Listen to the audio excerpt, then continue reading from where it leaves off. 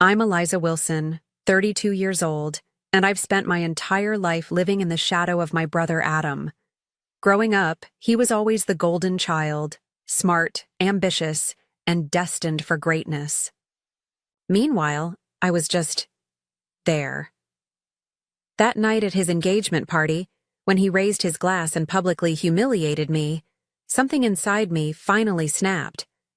I never planned on revealing my secret that evening, but when he looked at me with that smug smile, I knew exactly what I had to do. Before I tell you what happened next, drop a comment letting me know where you're watching from, hit that like button, and subscribe to see more stories about sweet, sweet karma. Growing up in our middle-class suburban home in Boston, the dynamic between my brother Adam and me was established early. Adam was 4 years older, and from the moment he brought home his first perfect report card, my parents treated him like he hung the moon. I still remember sitting at our oak dining table when Adam was 12, proudly showing off his science fair trophy while my parents cooed over his achievement. "Adam has the Wilson brain for business," my father would say, clapping him on the why shoulder. "He's going places." When I showed my parents my artwork that same day, my mother merely smiled distractedly and said, "That's nice, Eliza," before turning back to Adam. This pattern repeated throughout our childhood. Adam's achievements were celebrated with dinners out and excessive praise, while mine were acknowledged with polite nods. Adam quickly learned that he could use this dynamic to his advantage. When I was 8 and he was 12, we were playing Monopoly with our cousins. After I managed to secure Boardwalk and Park Place, Adam knocked the board over accidentally and whispered so only I could hear, "You'll never beat me at anything that matters." Our parents, walking into the room at that moment, immediately asked Adam what happened. Eliza got upset because she was losing, he lied smoothly. Despite my protests, they believed him. They always did. My brother's competitive nature extended beyond games. When I was 10 and won a school art contest, Adam couldn't stand that the attention wasn't on him. At the small ceremony, while my artwork was being displayed, he loudly told everyone about his recent math test score. My parents beamed at him, completely missing my moment on stage when I received my certificate. That night, Adam came into my room and said, "Nobody cares about drawing, Lizzie. It's not a real talent like being good at math." I cried myself to sleep, but the next day I defiantly drew an even better picture. This pattern created deep-seated insecurities in me, but also sparked a quiet determination. Our family dynamic was further reinforced through birthdays and holidays. On my 13th birthday, my parents gave me a simple art set, while just a month prior for Adam's 17th birthday, they had given him a laptop for his future business studies. When I expressed interest in creative writing classes in junior high, my father frowned and suggested I focus on something practical instead. Meanwhile, when Adam joined the investment club, my parents took him shopping for his first suit. My mother, though loving in her way, unconsciously perpetuated this inequality. "Your brother knows what he wants," she would tell me when I struggled with what extracurriculars to choose. "You should try to be more focused, like him." What she didn't understand was that my exploration of different interests wasn't indecision. It was my natural curiosity and creativity-seeking expression. One particularly painful memory was my 16th birthday dinner. After I blew out the candles, Adam announced he had received early acceptance to Wharton Business School. Immediately, my celebration became about him, with my parents spending the rest of the evening discussing his bright future. I sat there, my birthday cake half-eaten, feeling invisible in my own life. Despite these challenges, I found solace in art. My bedroom became my sanctuary, walls covered with my paintings and sketches. While Adam collected trophies and certificates, I collected colors and ideas. When I won a regional young artist competition at 17, I was ecstatic. The award ceremony was on the same day as one of Adam's debate tournaments, which he didn't even win. Yet my parents chose to attend his event instead of mine. My art teacher, Ms. Calloway, was the only one who cheered for me when they called my name. "You have a gift, Eliza," she told me afterward. "Don't let anyone convince you otherwise." Those words became a lifeline for me during the years when my family made me feel that my talents were somehow lesser. By the time I finished high school, Adam had already established himself as the family success story, while I was still trying to convince my parents that pursuing art was a legitimate choice. What none of them realized was that their doubt was slowly forging something in me, a determination to succeed on my own terms, in my own way, no matter how long it took. The real divergence in our paths began when college decisions arrived. Adam, predictably, headed off to Wharton with a partial scholarship and abundant pride from our parents. I still remember the going-away party they threw for him. Balloons, emblazoned with future CEO and a cake shaped like a dollar sign. 2 years later, when I announced my acceptance to Rhode Island School of Design for Graphic Design, my parents exchanged worried glances across the kitchen counter. "Are you sure about this, Eliza?" my father asked, his forehead creased with concern. "The art field is so competitive and the salaries—" My mother chimed in. "We just want you to be secure, honey." The unspoken comparison to Adam hung in the air between us. Moving into my cramped dorm room was a stark contrast to when we had helped Adam settle into his spacious apartment near campus. My parents had splurged on new furniture for him, citing the importance of presenting yourself properly in business. For me, they helped carry up my second-hand desk and reminded me to be careful with money. Those college years widened the gap between us. While Adam joined elite business fraternities and networked with the children of Fortune 500 executives, I immersed myself in creative communities and discovered my passion for digital design. During one winter break, Adam arrived home wearing a Rolex. "A gift from my internship mentor," he explained casually. "I was working part-time at a local coffee shop to afford my art supplies." Our family dynamics shifted further when Adam secured a prestigious position at Goldman Sachs immediately after graduation. At the family dinner celebrating his new job, he ordered the most expensive bottle of champagne without glancing at the price. "The signing bonus more than covers it," he said with a wink to our father. 6 months later, when I graduated and took an entry-level position at a small design studio in Boston, there was no celebratory dinner. Instead, my mother asked worriedly if my starting salary would cover my student loan payments.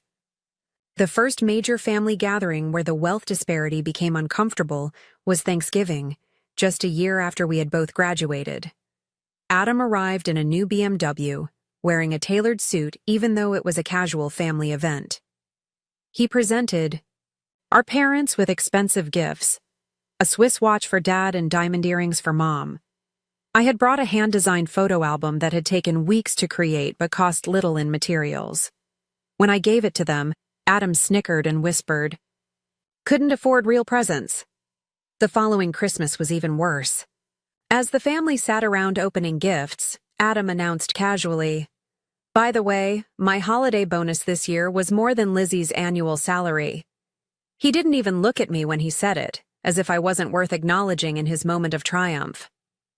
My parents laughed nervously but didn't correct his rudeness.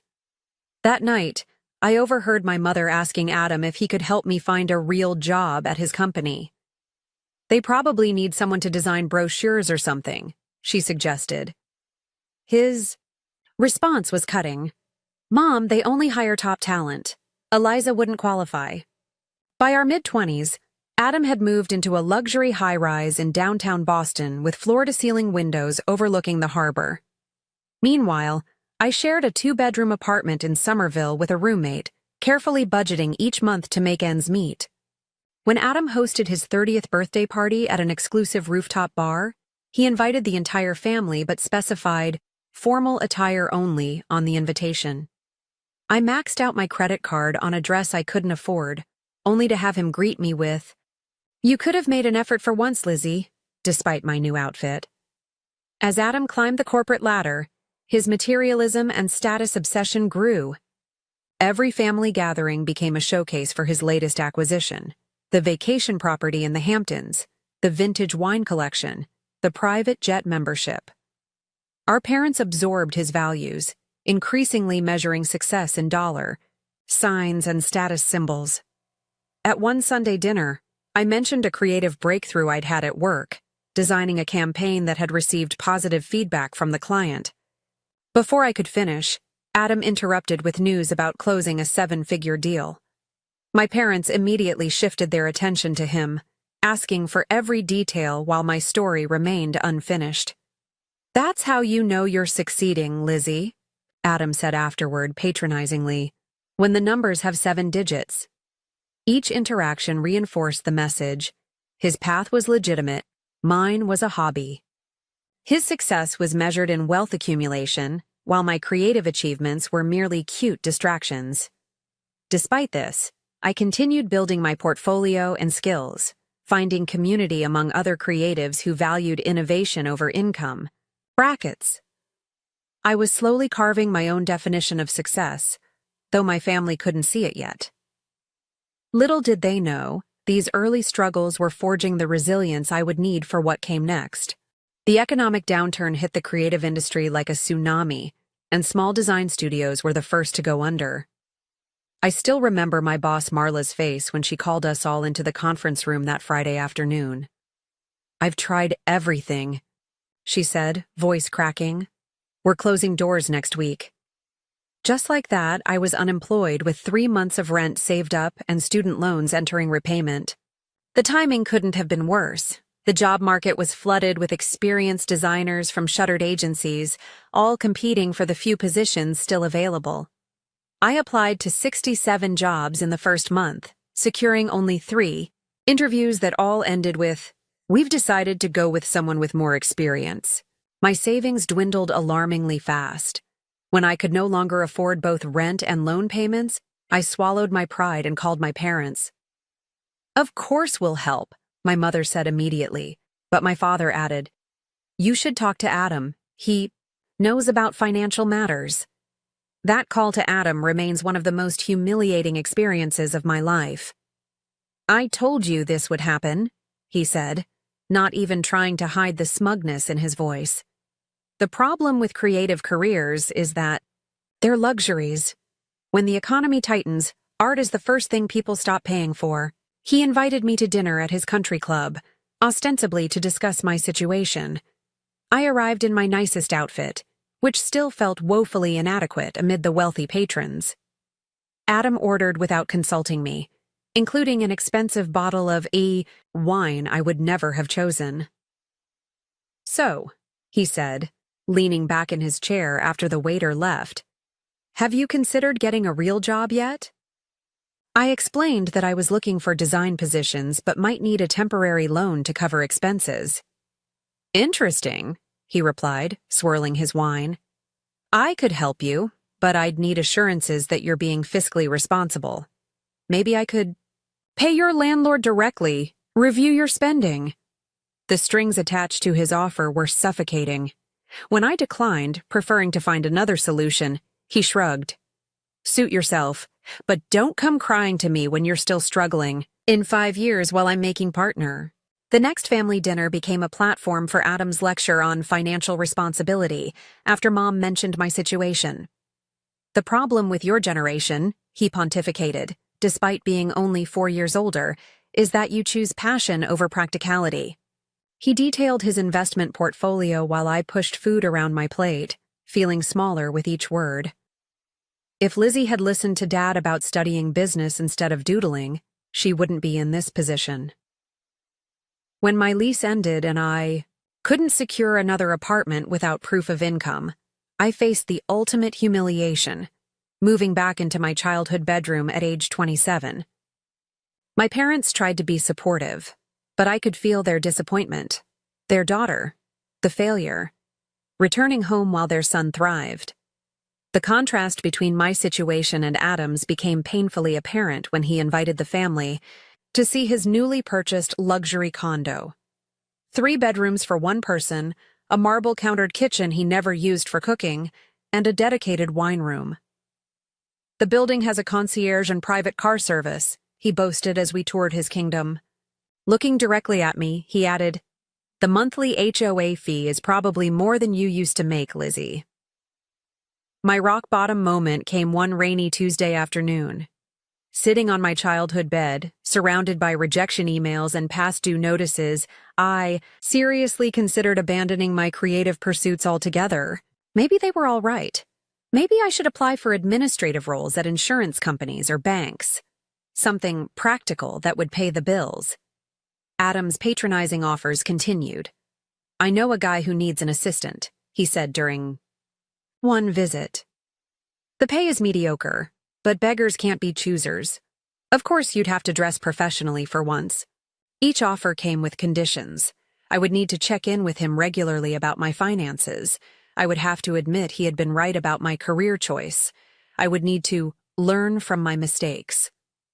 The worst incident came when I borrowed my parents' car for a job interview. Adam happened to stop by and saw me in my interview outfit. "Finally looking for real work?" he asked. When I explained it was for a marketing design position, he scoffed. "Let me save you some time. I'll spot you 3 months' rent if you take some business classes instead. This art thing clearly isn't working out." His offer felt less like help, and more like a bribe to validate his life choices. "I appreciate it," I said stiffly, "but I'll find my own way." His expression hardened. "Suit yourself. Just don't expect me to bail you out when you're 40 and still finding your way." That night something shifted in me. Staring at my portfolio spread across my bedroom floor, I realized I wasn't just fighting for a paycheck. I was fighting for validation of my entire identity and the belief that creative work had inherent value. Adam's definition of success was narrow, accumulation of wealth and status. But what if there was another way to succeed, one that honored both financial stability and creative fulfillment? I gathered my portfolio, organized my best work, and made a decision. I would rebuild on my own terms, creating something that would merge my design skills with the business acumen I had absorbed despite myself. What emerged from that moment of determination would eventually shock my entire family, especially Adam. The idea struck at 3 a.m, that magical hour when desperation meets clarity. For weeks, I had noticed a gap in the market while searching for freelance tools. Existing design platforms were either too complex for beginners or too limited for professionals. What if I created an application that bridged this divide, something that combined intuitive interfaces with powerful capabilities? I named the concept Canvas Connect and spent the next week sketching wireframes and user journeys. When I mentioned it to my mother over breakfast, she smiled politely. "That sounds nice, dear." When Adam overheard me discussing it on the phone, his reaction was less kind. "Software development? You don't even know how to code," he scoffed. "Stick to what you know, making things look pretty." His dismissal only fueled my determination. I reached out to Jamie Chen, a former classmate who had transitioned from design to front-end development. "This has potential," she said after reviewing my concept. "The market is fractured, and your approach solves real pain points." With Jamie on board, I contacted Miguel Rodriguez, a UX researcher I had worked with at my previous job. My small team began meeting in coffee shops and my parents' garage, bootstrapping the operation with what little savings we had left. We conducted user interviews, identifying specific needs our platform could address. Adam's mockery continued whenever he visited our parents. "Playing startup in the garage? How cute," he said, examining our whiteboard filled with user stories. "Real tech companies need millions in funding and actual engineers, not art school dropouts." I didn't bother explaining that neither Jamie nor I had dropped out. We had degrees and years of professional experience. His narrative required us to be failures. Our first investor pitch was a disaster. The venture capitalist, a friend of Adam's, spent the meeting checking his watch and asking basic questions that revealed he hadn't reviewed our proposal. "Design tools are a saturated market," he concluded dismissively. and your team lacks technical credentials. 3 more rejections followed, each citing different concerns but conveying the same message. We weren't taken seriously. The lowest point came during a family barbecue when Adam brought several work colleagues. Overhearing me explain Canvas Connect to our cousin, he loudly interjected, "Lizzie's playing entrepreneur these days. Last month it was freelance, now it's software. Next month? Who knows? Maybe rocket science?" His colleagues laughed on cue. I excused myself to the bathroom and cried silently for 5 minutes before returning with a forced smile. The unexpected breakthrough came through Marla, my former boss. She had landed at a digital innovation incubator and invited me to pitch at their monthly showcase. "No promises," she warned. "But your concept addresses real problems I faced running a design studio."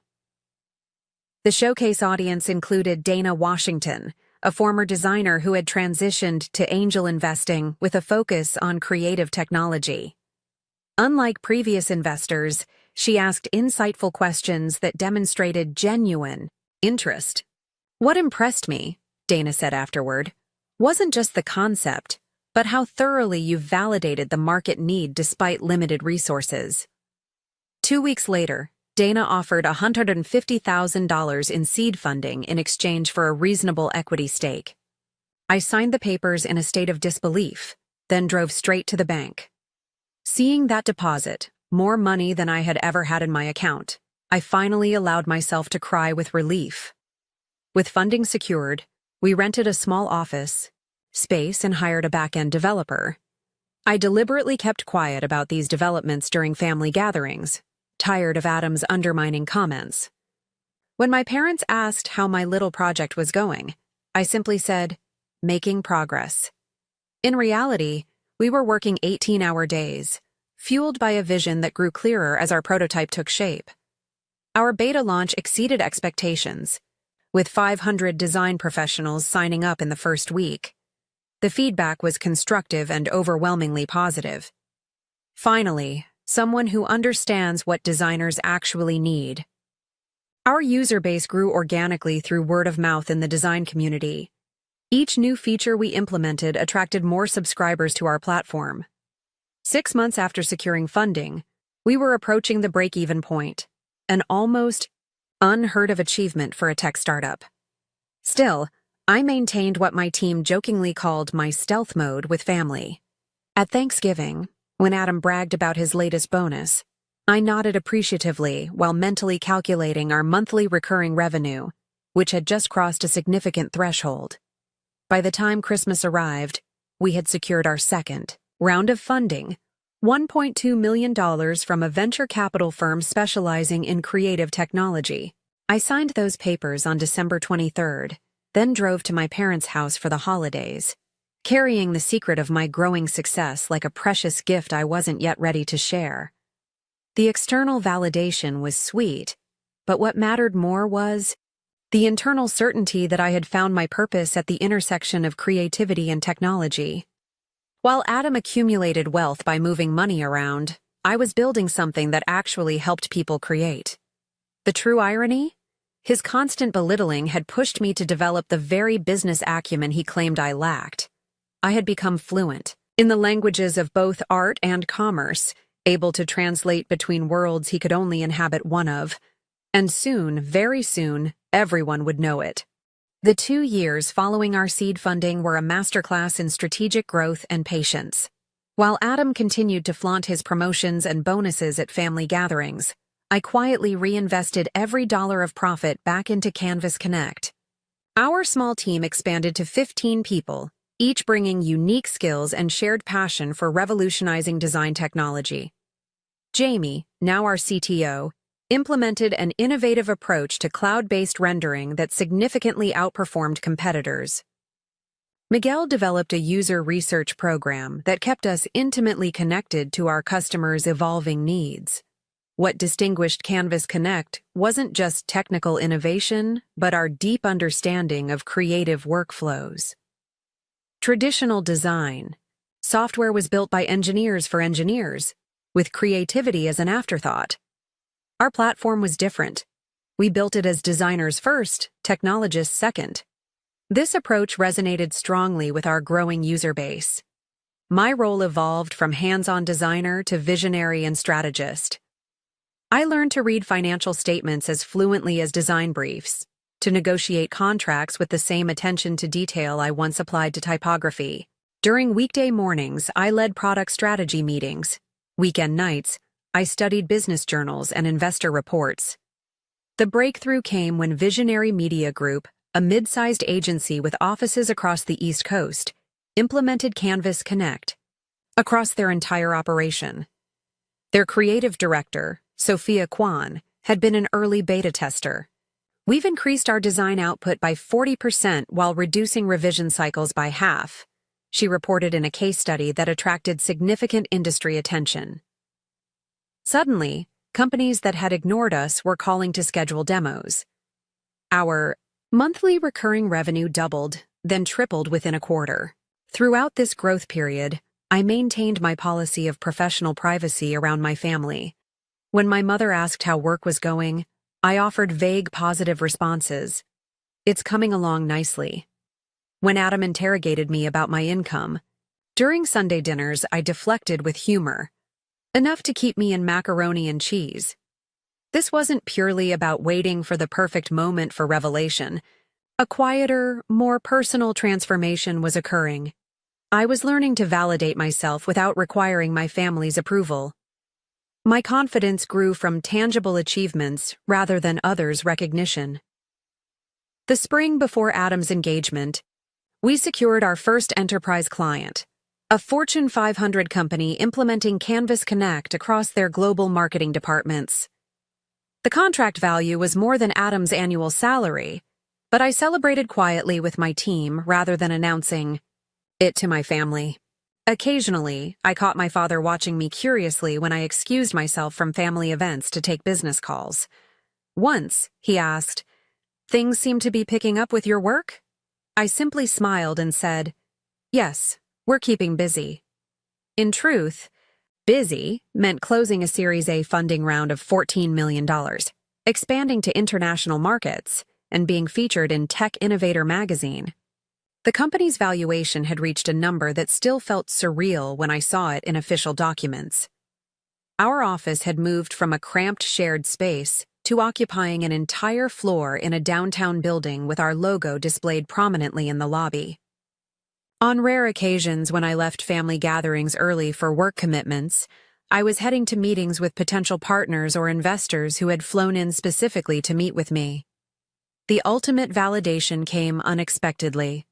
Rebecca Torres, CEO of Artemis Digital, one of the largest creative technology companies in the world, requested a private dinner during her visit to Boston. Over seafood at an upscale restaurant overlooking the harbor, she laid out her vision. Canvas Connect has revolutionized collaborative design in ways we've been trying to achieve for years, she admitted. We're interested in discussing acquisition. The figure she mentioned so casually nearly made me choke on my wine. It was followed by discussions of retention packages, leadership roles, and growth strategies that would keep our team intact, while scaling our technology globally. As I signed the preliminary agreement in my office the following week, with lawyers and executives from both companies present, a notification lit up my phone, an invitation to Adam's engagement party. The timing was almost poetic. After pushing send on an email confirming our interest in Artemis's acquisition offer, I opened Adam's invitation. The embossed card specified black tie optional and included a note.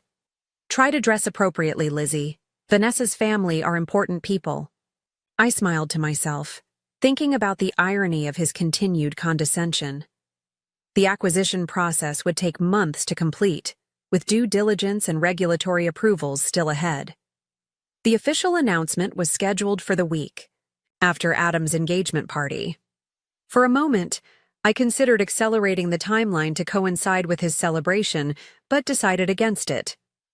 This achievement was mine, the result of vision, hard work, and perseverance.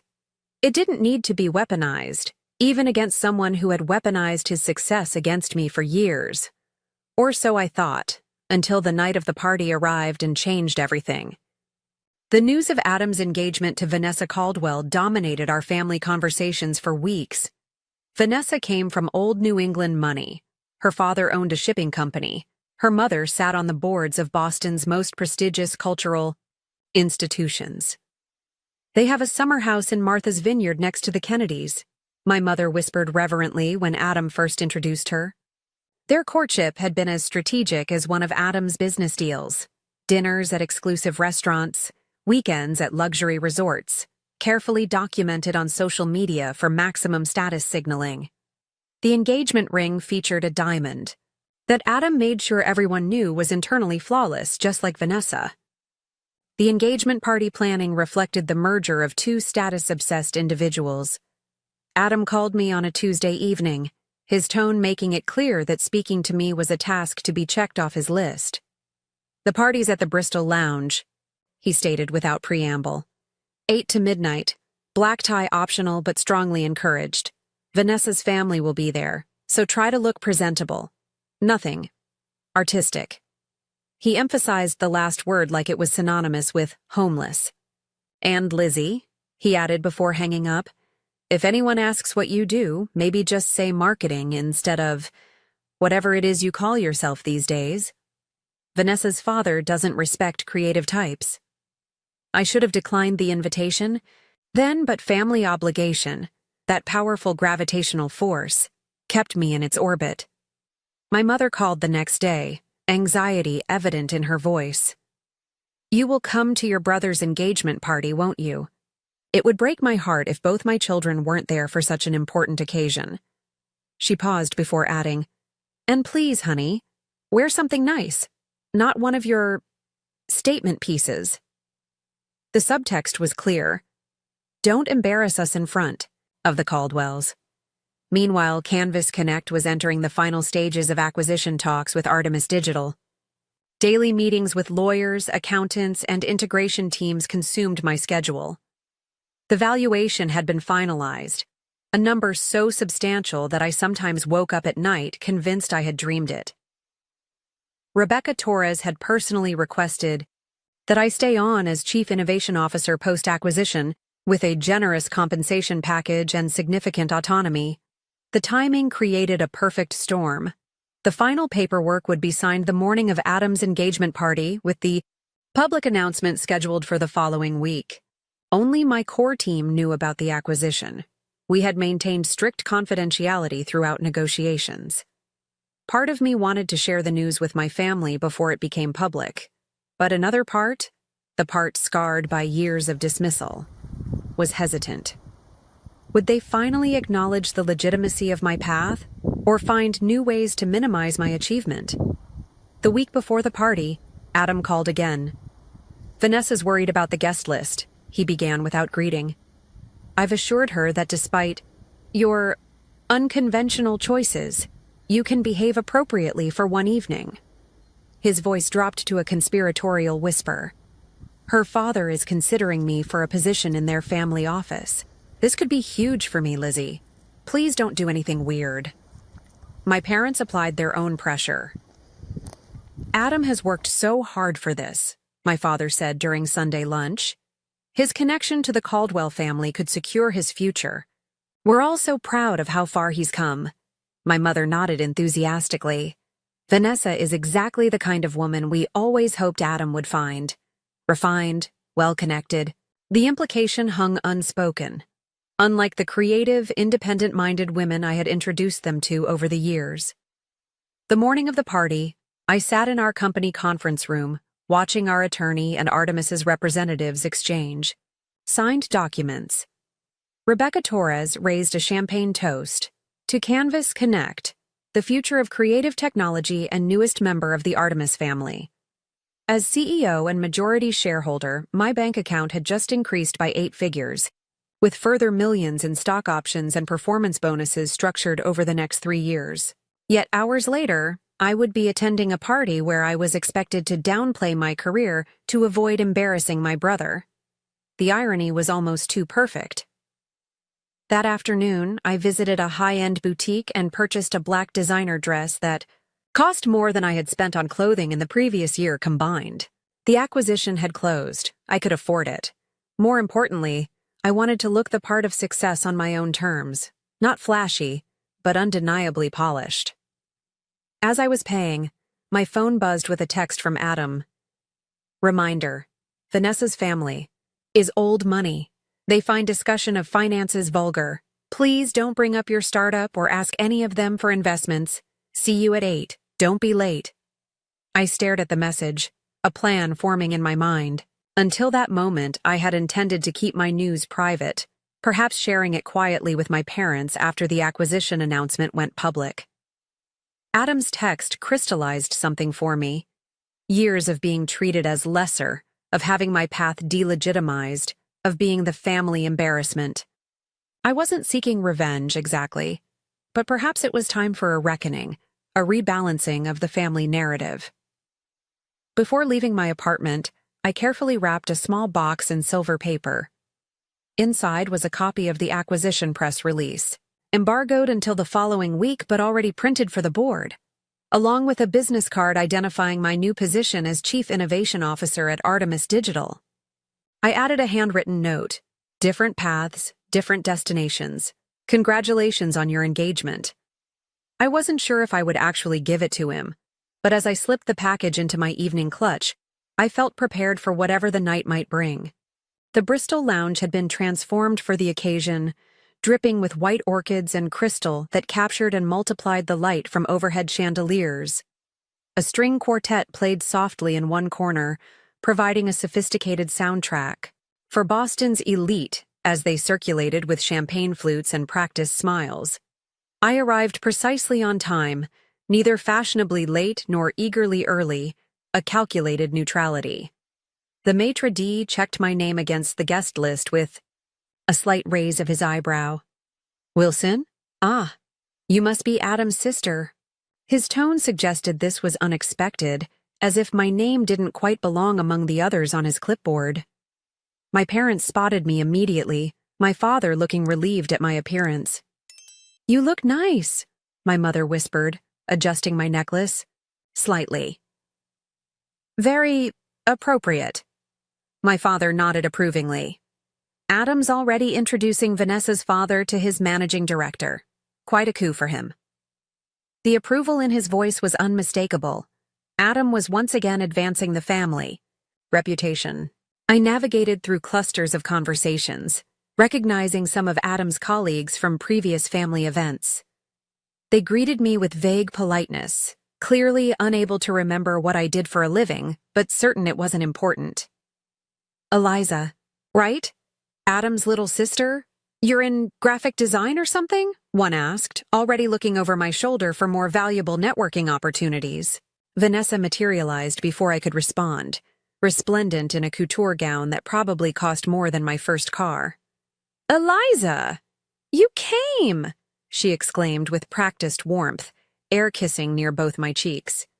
Adam was worried you might not make. It's something about a work emergency? Her tone made it clear that whatever constituted an emergency in my world couldn't possibly compare to the importance of this gathering. Wouldn't miss it, I replied with a genuine smile.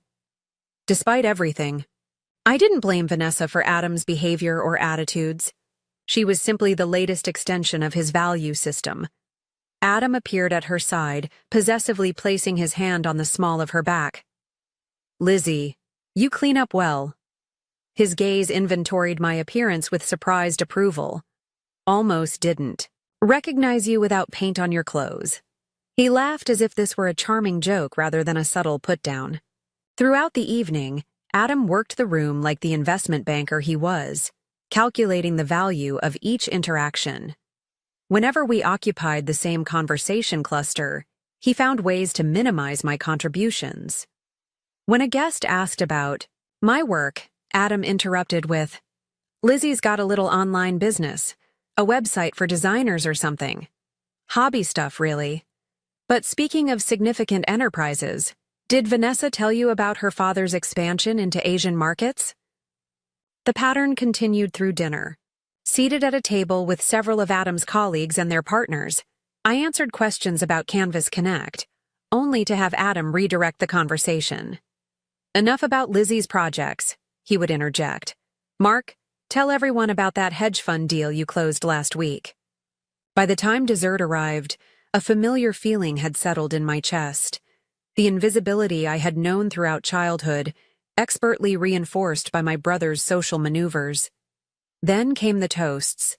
Vanessa's father spoke first, welcoming Adam to their family with mentions of shared values and similar drive. My father followed with an emotional speech about Adam's lifelong determination and success. Several of Adam's colleagues offered anecdotes about his business acumen and competitive spirit. Finally, Adam himself stood, commanding the room's attention with practiced ease. He thanked everyone for coming, praised Vanessa's family for their acceptance. And then, champagne flute raised high, he turned slightly toward where I sat. "You know, events like this make you reflect on life's journeys," he began, his voice carrying across the now silent room. "Some of us rise to the opportunities presented to us, seize every advantage, build something substantial." His gaze swept the room, connecting with the powerful figures present before settling back on me. "And some just exist, drifting through life, waiting for success to find them somehow." The room filled with polite chuckles, no one quite certain if this was a joke but following Adam's lead nonetheless. "To different paths," he concluded with a smirk, visible only to me, raising his glass higher. The room echoed with, "To different paths," as guests drank.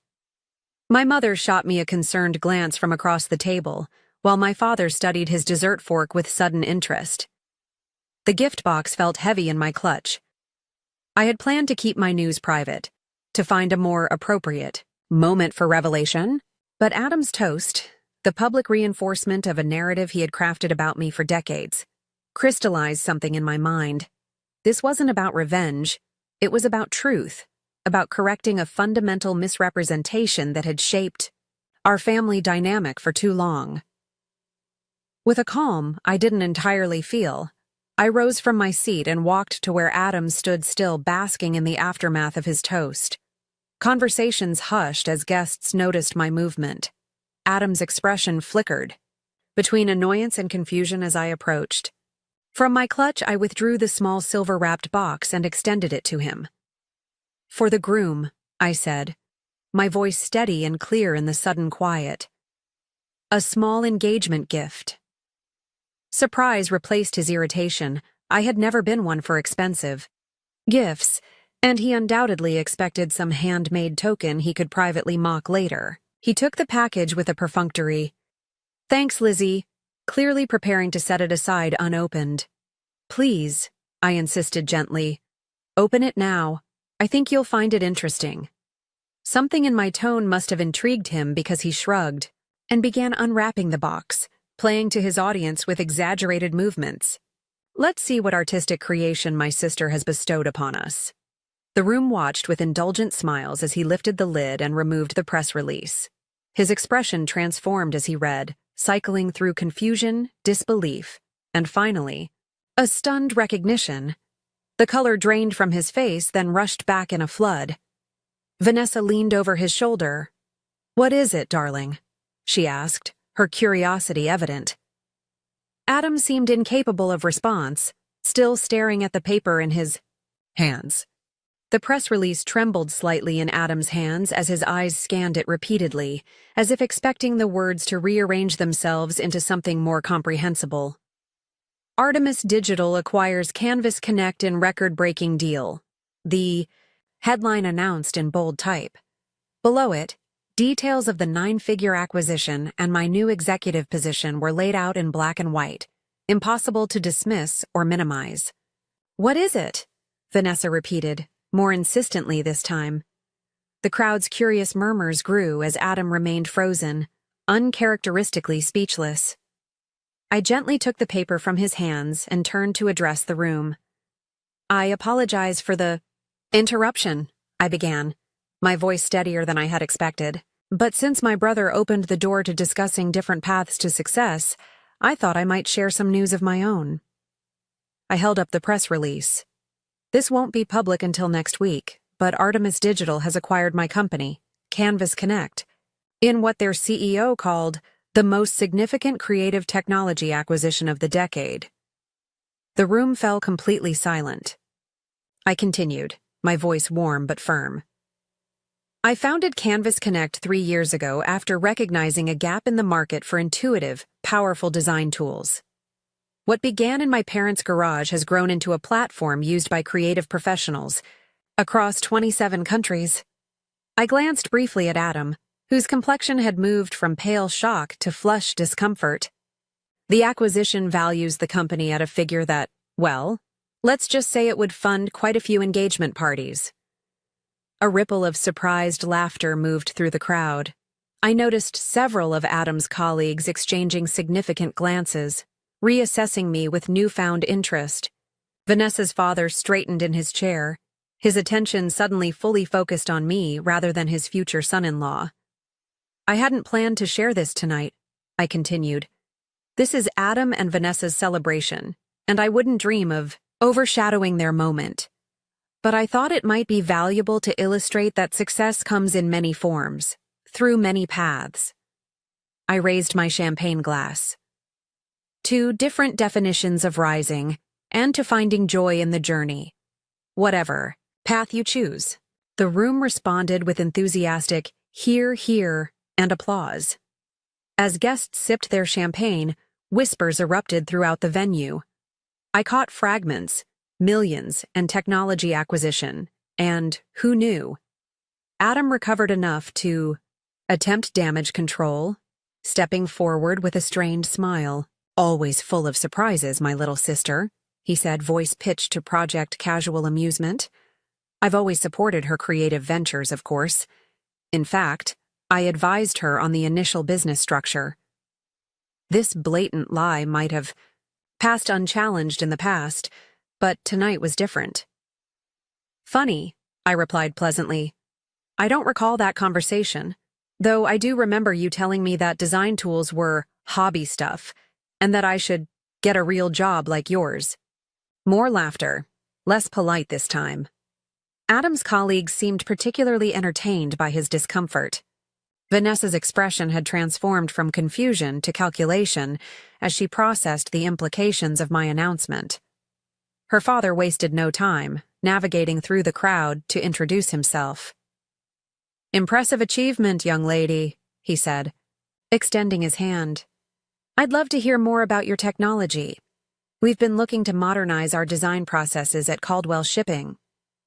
Adam watched in barely concealed horror as Vanessa's father led me to a quiet corner to discuss potential business applications. My parents approached next, their expressions a complex mixture of shock, confusion, and belated pride. Why didn't you tell us? My mother asked, her voice small. All this time we thought that I was struggling? That my path wasn't valid? I completed her thought gently. I needed to prove something to myself, not to anyone else. Success is sweeter when it's on your own terms. My father's eyes glistened suspiciously. I never understood your work, he admitted. But I should have trusted that you understood it, that you saw something I couldn't see. As the party resumed its flow, I found myself the center of attention, exactly the position Adam had occupied and expected to maintain all evening. Executives who had dismissed me earlier now pressed business cards into my hand. Vanessa's mother invited me to join her Arts Foundation board. Throughout it all, I maintained a gracious demeanor, neither gloating nor diminishing my achievement. Around midnight, as the party began to wind down, Adam cornered me near the coat check. You planned this, he accused, voice low and tight. You deliberately upstaged my engagement party. I shook my head. I planned to tell the family privately next week after the public announcement. Your toast changed my mind. His expression flickered between anger and something else, perhaps for the first time a glimpse of respect. I suppose congratulations are in order, he managed finally, the words clearly difficult for him. Though your timing could have been better. Different paths, different timing, I replied with a small smile. But thank you. And sincere congratulations on your engagement. Vanessa seems wonderful. Something in my genuine tone seemed to reach him. For a brief moment, the competitive armor dropped, and I caught a glimpse of the brother I had looked up to as a child. The company? It's really that successful?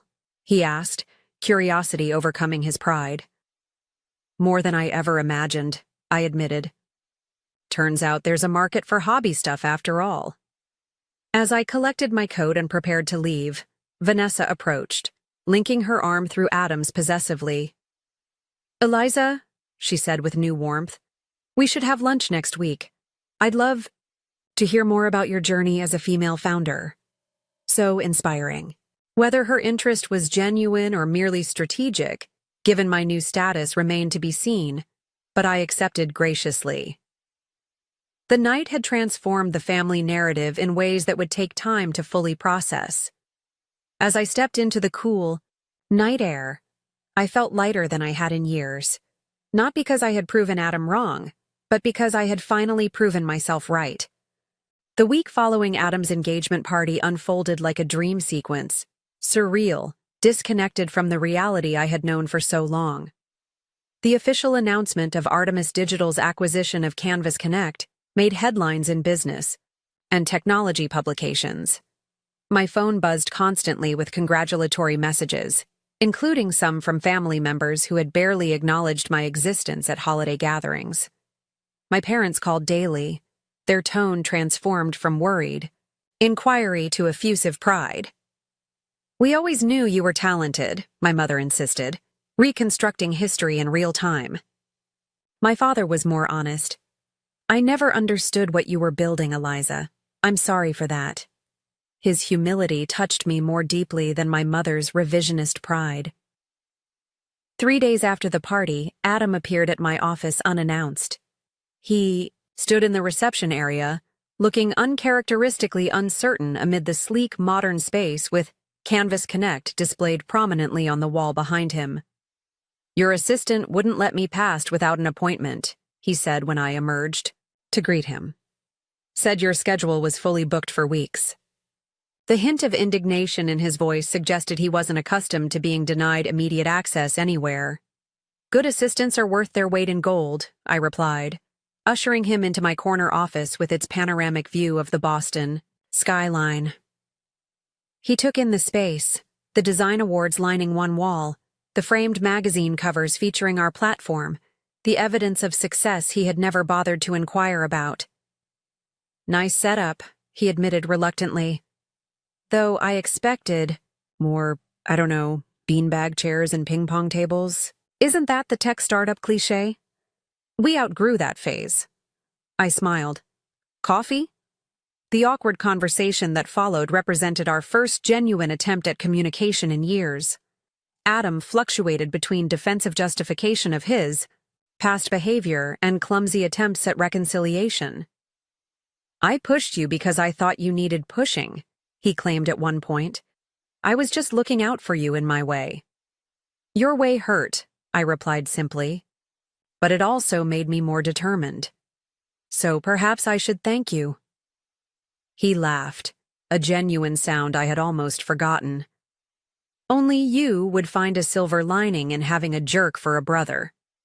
The acknowledgement, however indirect, was the closest thing to an apology I expected to receive. As the weeks passed, our family dynamic underwent a subtle recalibration. Sunday dinners featured questions about my company, alongside inquiries about Adam's investment banking. My parents began introducing me with our daughter, the tech entrepreneur, their voices carrying the same pride once reserved exclusively for our son, the investment banker. With financial security firmly established, I turned my attention toward creating opportunities for others. I established a scholarship fund for creative technology students at my alma mater, with priority given to women and minorities underrepresented in the field. The day I signed the endowment papers, I thought about Ms. Calloway, my high school art teacher who had believed in me when no one else did. Her words had been a lifeline when I most needed one. Perhaps this scholarship would provide Similar encouragement to other creative minds. Working with Rebecca Torres at Artemis proved unexpectedly rewarding. She became both mentor and ally, helping me navigate the transition from founder to corporate executive while preserving the innovative spirit that had made Canvas Connect successful. Never apologize for your creative background, she advised. During one strategic planning session, it's your superpower in an industry full of conventional thinkers. Adam and Vanessa's wedding proceeded as planned 6 months later. The ceremony was predictably lavish, a society event covered in local publications. What wasn't predictable was Adam's toast at the reception. After thanking Vanessa's family and his colleagues, he paused, his expression uncharacteristically vulnerable. "I also want to thank my sister Eliza," he said, finding me in the crowd. "She taught me recently that success isn't a single road, but a network of paths, and that the journey matters as much as the destination. I'm still learning that lesson." Tears pricked my eyes, not because his words erased years of hurt, but because they signaled his willingness to grow beyond the narrow narrative he had constructed. Our relationship remained complicated, layered with history that couldn't be erased by a single revelation or apology. But small changes accumulated. Adam occasionally asked for my opinion on business matters. I invited him to Canvas Connect product launches. We developed an adult sibling relationship based on mutually acknowledged strengths rather than comparative worth. 1 year after the acquisition, I launched a mentorship program for creative professionals transitioning into entrepreneurship. Different paths provided guidance, resources, and community for artists and designers building business models around their talents. When a participant asked what inspired the program, I shared my story, not as a revenge tale, but as an illustration of resilience and self-definition in the face of doubt.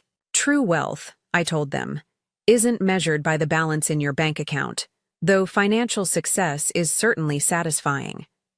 It's found in creating value aligned with your authentic self, in building something that wouldn't exist without your unique vision. The Sunday after our first cohort graduated from the program, Adam and I met for dinner, just the two of us, a rare occurrence even in our improved relationship. "I've been thinking about what you said to your mentees," he admitted after we ordered. He'd had his assistant watch the live stream of the graduation ceremony. About authentic success. It hit home. He twisted his wedding ring thoughtfully. "Vanessa and I have been talking about starting a family, and it's made me think about what values I want to pass on. I'm not sure win at all costs is the legacy I want to leave." "It's never too late to redefine success," I offered. "I see that now," he nodded, then raised his glass. "To different paths, and to having the courage to find the right one for yourself." I clinked my glass against his, feeling the final pieces of an old wound begin to heal. Not because he had changed completely, or because our past had been erased, but because we had both grown enough to create a new future. One where different paths could coexist without comparison, where success was personal rather than competitive, and where family meant supporting each individual's journey rather than enforcing a single definition of worth. Do you have a sibling relationship that's been defined by competition? Have you ever had to prove yourself to family members who doubted your path? I'd love to hear your stories in the comments below. And if this story resonated with you, please hit that like button, subscribe to hear more real-life experiences, and share with someone who might need encouragement to follow their own unique path. Remember, success isn't about outshining others. It's about illuminating the world with your authentic light. Thank you for listening, and I wish you the courage to define success on your own terms.